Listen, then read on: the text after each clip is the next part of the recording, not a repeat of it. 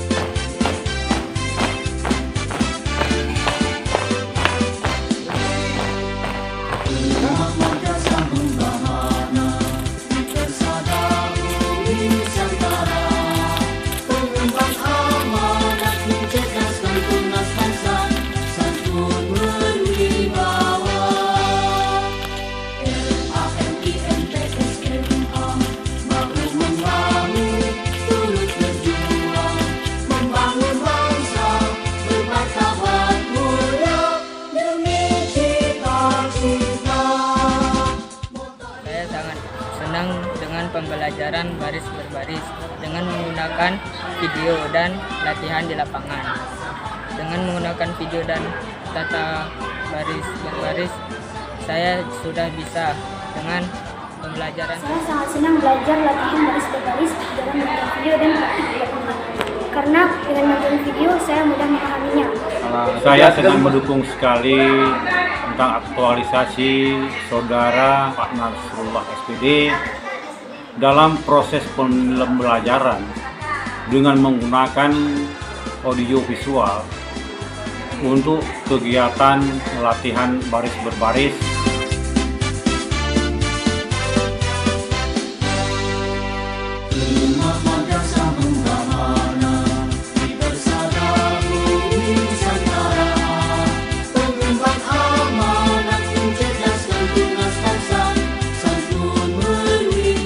Demikianlah hasil laporan aktualisasi saya. Saya akhiri. Assalamualaikum warahmatullahi wabarakatuh.